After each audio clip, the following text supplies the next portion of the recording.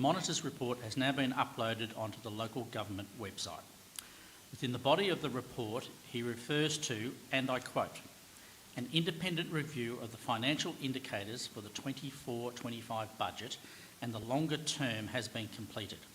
The final report from the review, external review of the Buloke Shire Council's current and future financial position, October 2024, otherwise known as the Independent Financial Report, is enclosed within this report. The questions are in 4 parts, Mayor.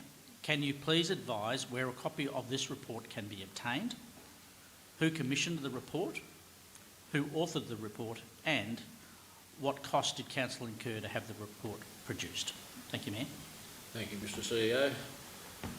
A Council report will be presented to the March Ordinary Meeting of Council, noting the Municipal Monitor's report and the Independent Financial Report that was undertaken in 2024 at the Monitor's request. Both reports will be made available via the Council's website. The financial report was prepared by MIK2 Consulting, an independent consultancy firm that was approved by the Chief Executive Officer, the Chair of the Audit and Risk Committee at that time, and the Municipal Monitor. The total cost to the Council for production of this report will be included within the total expenditure of the appointment of the Municipal Monitor. An individual costing for the provision of this financial report will remain commercial in confidence. And we thank Mr Warren for his question.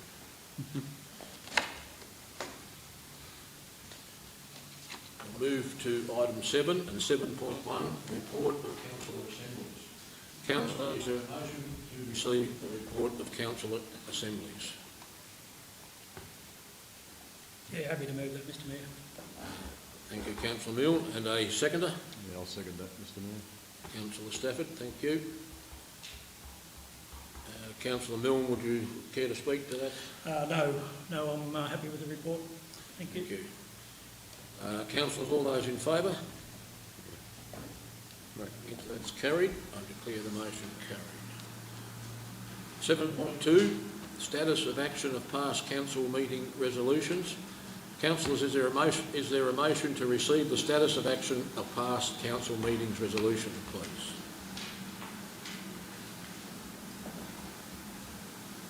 Yeah, I'll move it. That be accepted. Moved by Councillor Barrett. Is there a seconder, please? Councillor Delaney. Is there any discussion or debate? If there's not, I declare that motion carried. Thank you. 8, general business. 8.1, policy reports, and 8.1.1, confidentiality policy. In accordance with the Local Government Act 2020, Section 125, confidential information applies to a person who is or has been a councillor. Councillor, is there a motion to adopt the confidentiality policy? Councillor Hogan, thank you. And a seconder, please. Yeah, okay, second that. Councillor Barrett. Is there any discussion, Councillor Hogan? No, I'm very happy to take the policy as noted. Thank you. If there's no discussion, I'll put that to the vote. All those in favour? That's carried. Thank you. 8.2, management reports. 8.2.1, community grants. Councillors, do I have a motion to award the funding for projects detailed in the report under the community grants program? Sorry. Move it, please. Yeah, happy to do that, Mr Mayor. Thank you, Councillor Milne. A seconder, please. Councillor Hogan. Any discussion, Councillor Milne? Through you, Mr Mayor, only to say that certainly one of them there is a new event taking place in the Shire. So congratulations to Beryl Willick on putting that event on. And the Fit to Drive Foundation is another worthwhile project that goes on within our Shire as well. So 2 worthy recipients. Thank you very much. Councillor Hogan. I concur with Councillor Milne, 2 really good recipients. Council, put that to the vote. All those in favour? Right. That's carried. Thank you. 8.3, 8.3.1, financial report, half year to 31st of December 2024. Councillors, before us we have the half year financial report for the period ending 31 December 2024. A revised report and recommendation has been circulated to councillors. Do I have a motion?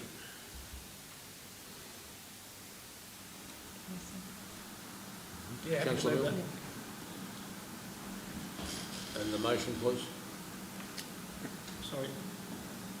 I'm happy to move, Mr Mayor, that Council receives the notice of financial report for the half year to 31st of December 2024 and receives a notice of capital work statement for the half year to 31st of December 2024. Thank you, Councillor Mill. Thank you. A second, please. Happy to second that.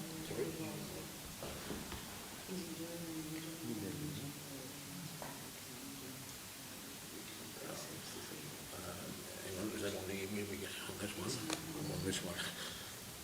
Just. I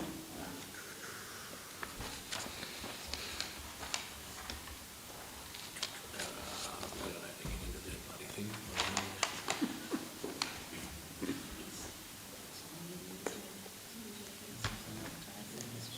Here's the mayor. Sorry, Councillor Mill, and I will be with you. Fine. With you directly. We're still getting used to this new technology.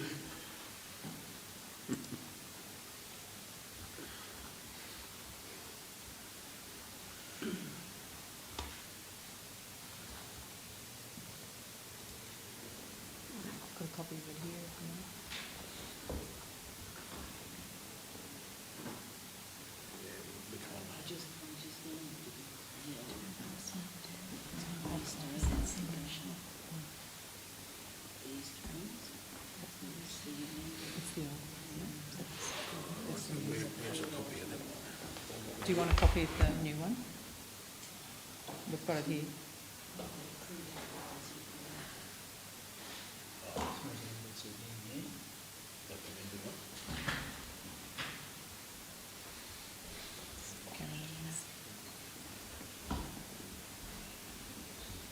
Councillor Mill, you've moved the motion there. Right. Does that include the recommendation that was circulated in the report that was written today? My apologies, Mr Mayor, I obviously haven't read that addendum. So yes, my recommendation will include the 3 points that are circulated today in the addendum to the financial report. Right. Thank you, Councillor Mill. With that amendment, Councillor, do I have a seconder? Yeah. Councillor Delaney. No, Any Councillor- discussion, Councillor Mill? There's a couple of questions, if I may. Certainly. And these can be taken on notice if there's nobody to answer these. A couple of questions that in the expenditure sheet of, where are we? I've got to get up a bit. Expenditure sheet.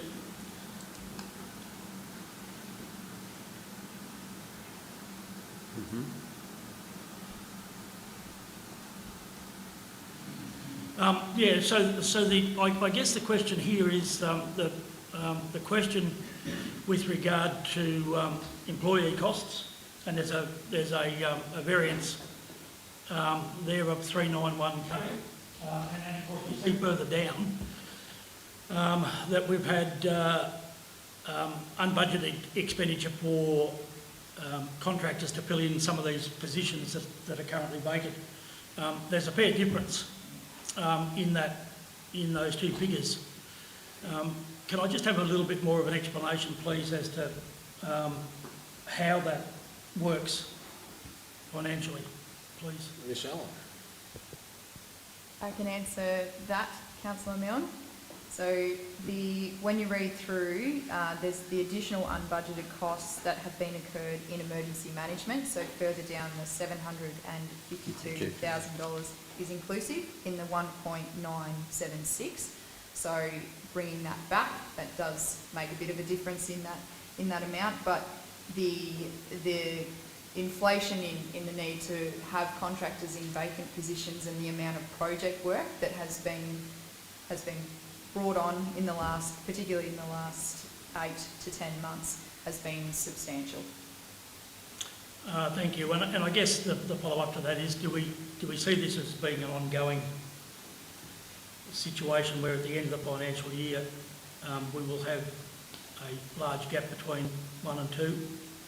It is certainly something that Council are looking at the moment with the development of the workforce plan. Councillor Milne, the landscape has changed around the workforce that we currently have as opposed to the more traditional workforce. There is a lot more movement in the workforce at the moment, but we certainly hope that there will not be that level of variance. What I will say in relation to some of those project costs, they are projects like the election, the engagement of the monitor, and a number of other factors that won't be an ongoing cost to council. And as I said, that 752 will be recoverable through emergency works. Yep, thank you. One other,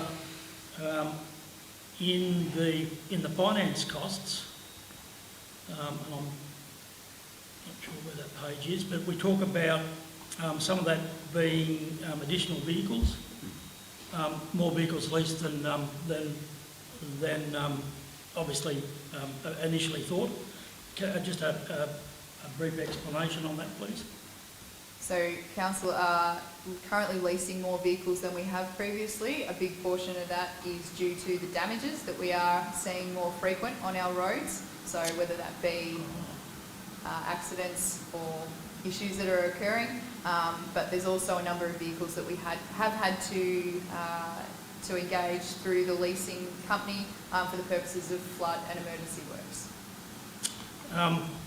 Thank you. Do we need to add an expenditure line in there for driver training or driver awareness? I will take that one on notice. Yes, you may. Thank you.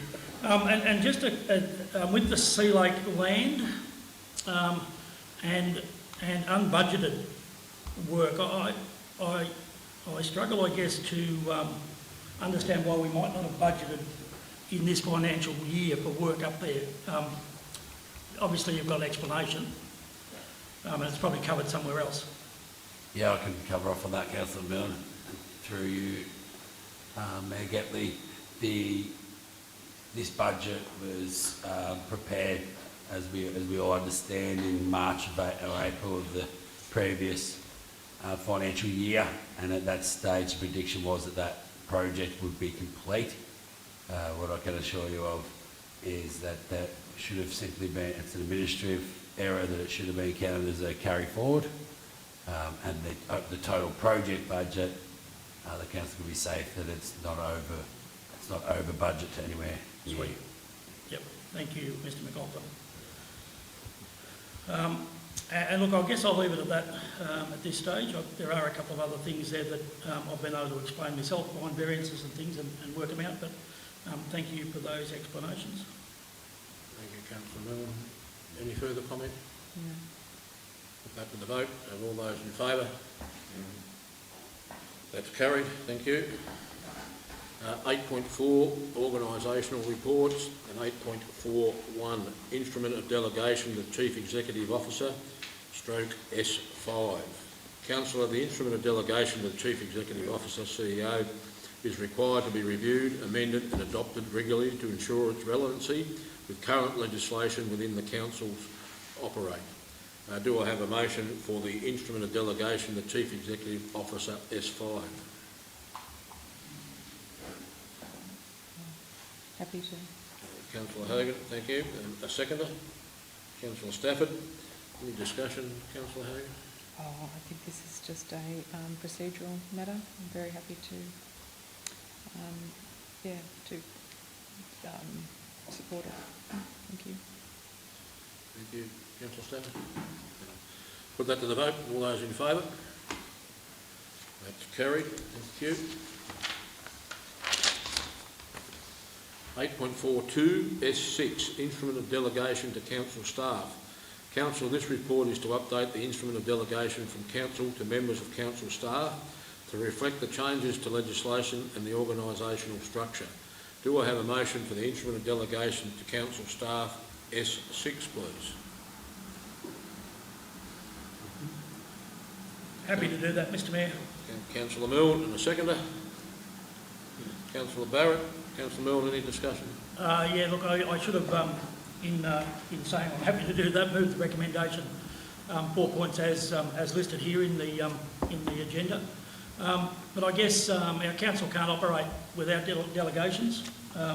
Certainly the CEO needs his delegations to get on, but we also need our staff to be able to perform their duty. And while there's a long list of them there, and I did attempt to read some of them, I nearly got to the end and fell asleep. But no, they're a very important part of our work, and I trust that all staff will take them very seriously. Thank you, Councillor Milne. Any further comment? No, I agree. I agree with Councillor. I'll put that to vote. All those in favour? Thank you.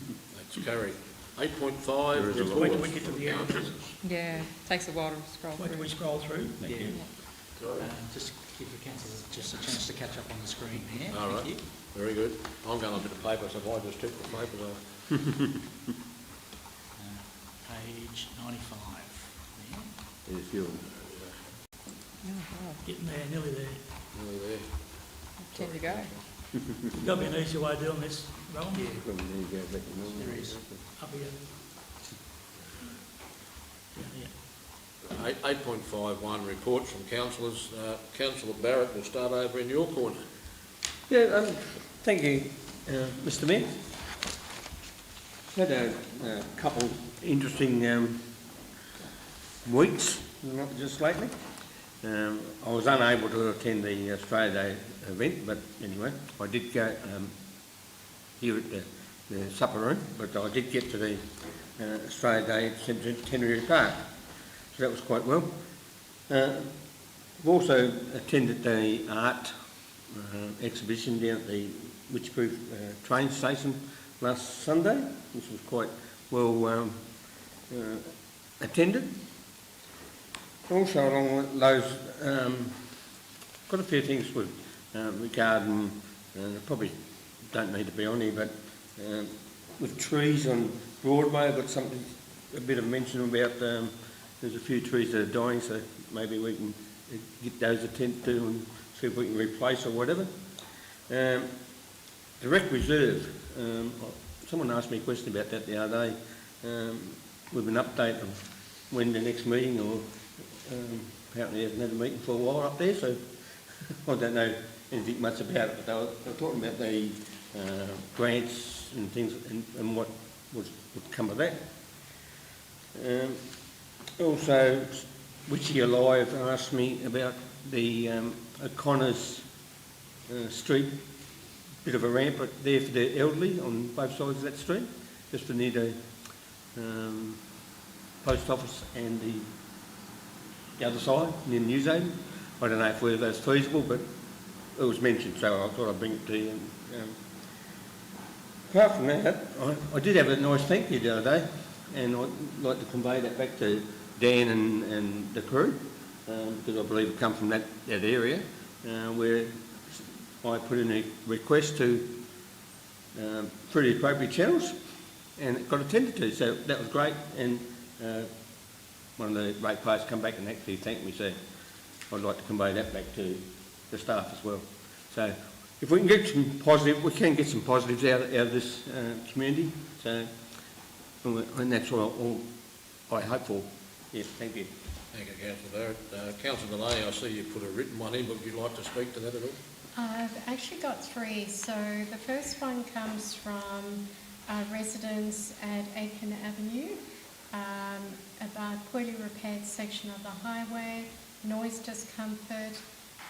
They feel that it would be good for council to step in and have a look at that. The other one has come from Cookers in regards to looking at possible parking for their new across the road from the sites to ensure safety for passing traffic. and the other one has come from the Donald Historical Society, requesting that we move the sign referring to J.A. Maya Shanti from its present location alongside the Donald South Road back to the position now occupied by the can, which has been relocated to that position. Thank you. Councillor Hogan. I'd just like to tell everybody about the silo illumination preview that we had in Sea Lake in December before Christmas, and what a wonderful tourist attraction that's going to be. It was attended by other councillors, and it was just a really beautiful project. It's come a long way, and hopefully I think it's going live soon, or is it already live? I think it probably already is now. I'm pretty sure it's going Yeah. live. Yeah? Yep. So, congratulations to all the people that are involved in that. The Australia Day annual breakfast in Nandaly was another big event, and sat down with 60 people and had breakfast in the hall, and always very entertaining and beautifully catered, and a big shout out to the crew there. Recently I was inducted into onto the North Central End Board, and last night was the first board meeting for the year, and being involved in this organisation at this level, I've just realised how much they do and what a valuable organisation it is within our shire and the wider area. So I'm looking forward to being involved in that board. So they're my main takes for the last few weeks. Thank you. Thank you. Councillor Stabbett. I'll start off with a pretty common one. Australia Day at Charlton was, by all reports, the best attended in recent years. So it was very successful. It was very pleasing to see so many of the community there. Councillor Barrett mentioned an exhibition of artworks at Whitchfield Railway Station. I was also privileged to attend that. The art on display was a result of a workshop that was run by a community recovery team and conducted by a couple of trauma-informed Indigenous artists. And it was really, really pleasing to see some of the very creative works that were on display, and I'd encourage councillors, if they ever get an opportunity to attend these sorts of things, it was really, really good to see the community spirit that was this workshop and exhibition inspired. So, the other thing is that Monday of last week I had an informal meeting with the CEO of the Central Victorian Greenhouse Alliance. Now, for those of you who aren't aware of what the CVGA does, they're essentially a collaborative network of 13 local councils within central and northwestern Victoria, and their aim is addressing the impact of climate change. And they do this in three ways. There's through information sharing, through advocacy with high level of government and industry, and through regional projects. Now, one of the projects that's being discussed to be implemented in 2025 is a second phase of their Charging the Regions initiative. This is all about getting EV chargers into regional Victoria.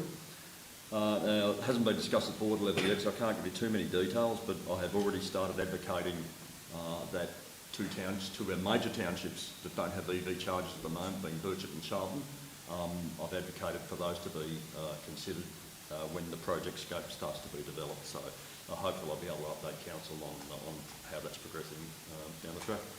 And that's all from me. Thank you. Thank you. Councillor Milne. Thank you, Mr Mayor.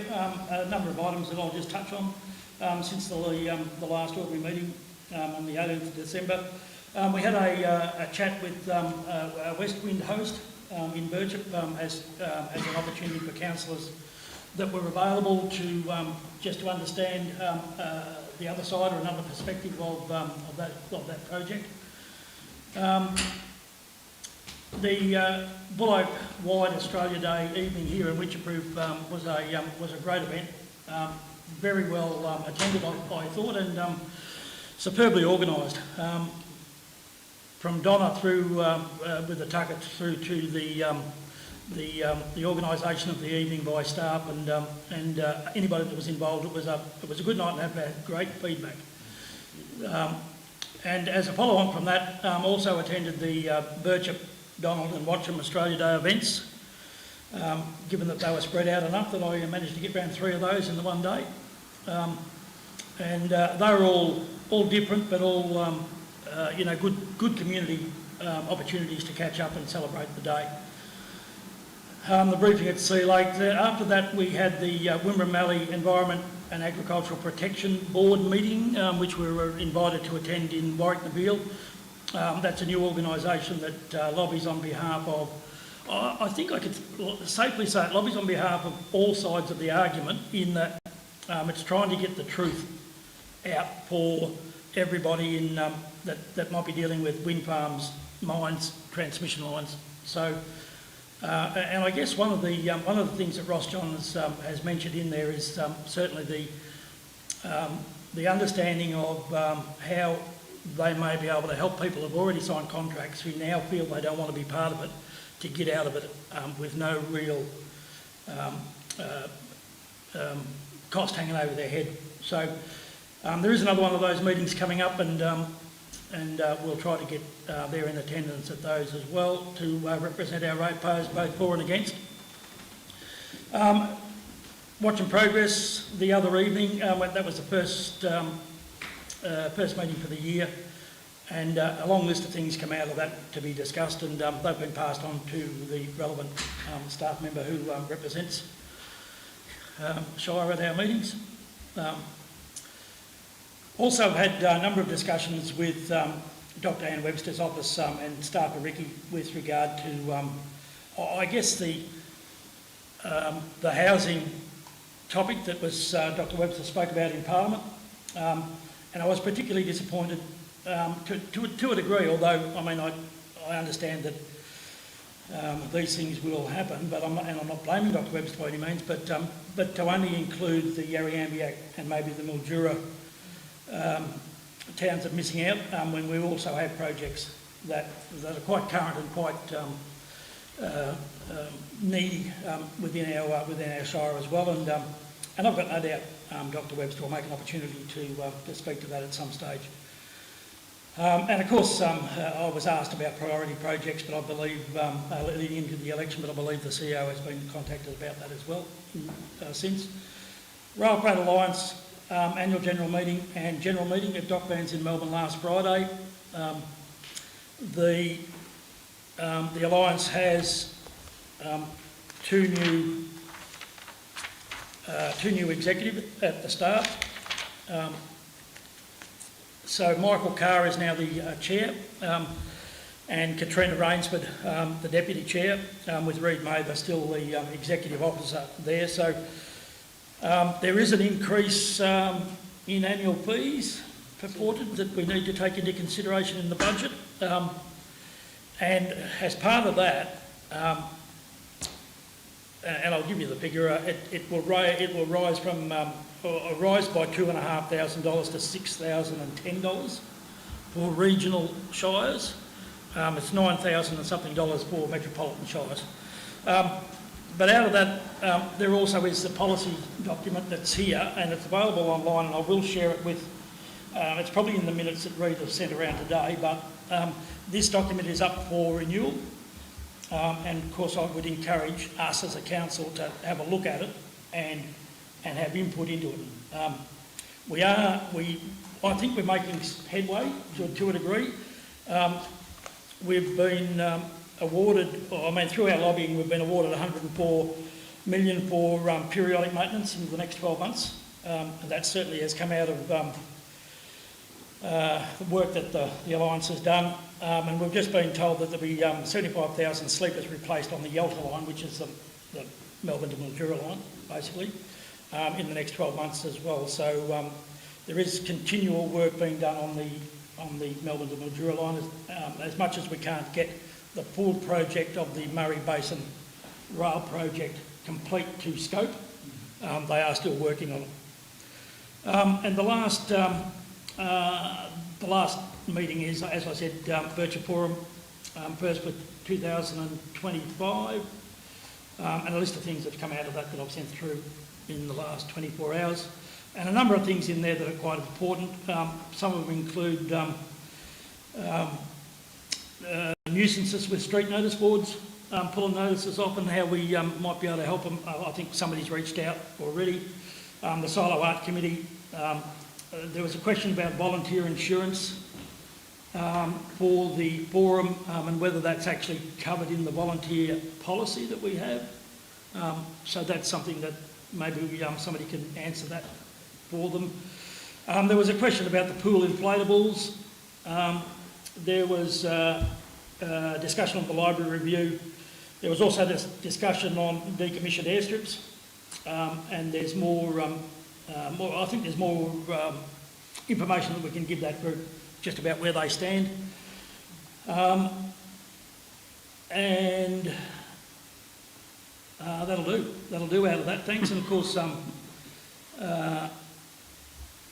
the last is the 3 meetings with the CEO and the Mayor as well over the last 3 weeks.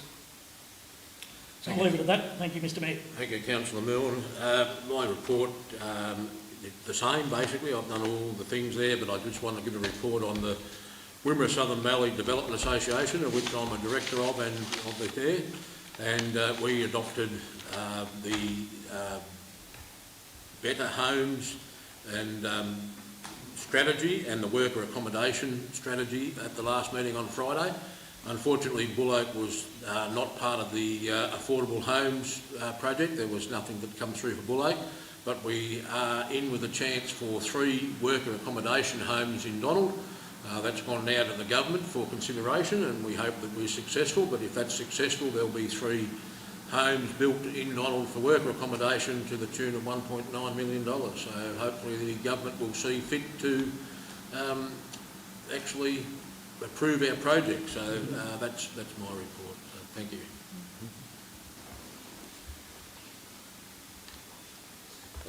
9, other business. Notice of motion. I have none. 9.2, questions from councillors. Councillors, are there any questions, please? One Councillor from me, Mr Mayor, and it's on behalf of a ratepayer. And it's an email that's came in, and please find attached the current agenda format that Council adopted as part of its Governance Rules 2022. And it just asks or suggests that noted in the December and February meetings that the agenda has changed to not include some aspects of the rules. I guess, well, I note there's currently, while I note that there are currently new rules out for public comment, I guess the question is, why have they been taken out and are we in breach? Through you, Mr Mayor, I can answer that. Thank you. Councillor Milne, Council have been recently advised that under the relevant legislation, the building and planning permit information is required to be brought to Council in a confidential format via councillor briefings in accordance with the Privacy Act. Updates will be regularly brought through councillor briefings moving forward in line with that advice. In relation to another point that has been changed within the agenda more recently, the letters of awards and congratulations, which you would have previously seen as part of the agenda as its own agenda item. It has been strongly suggested as a measure of improved governance that any awards and letters of congratulations be raised as part of the councillor reports moving forward to ensure that these are submitted formally via a councillor for the purposes of transparency for the nomination that is made within the process itself. As a standing agenda item, the process raises significant concerns for a lack of inclusion and inconsistency over time. Thank you, Ms Allen. I hope that, I think that should answer the question very clearly. Thank you. Thank you, Ms Allen. Councillors, any other questions? There's a query more than a question, I suppose, but with our planning permits, laws, who is, now if as I understand it, now someone will direct me if I'm wrong, if I want to build a house, say just for argument's sake, I can go along to an outside consultant and get a building or planning permit, you know? What is the ruling on that? Through the Mayor, I'm happy to answer that. If there are triggers for a planning permit, then that is a planning application that would come to council for consideration. If there was a need for a building permit, then the applicant would have the option to go to a private building surveyor anywhere in the community that may be available, or use our municipal building surveyor. Right. So there is, does one outweigh the other? As in, the build, if I go to a private building surveyor, right, get approval, does that then suffice for a building permit for council? Yeah, through the mayor, yes it does. That private building surveyor is required to submit that permit that they have issued to council for us for record keeping purposes.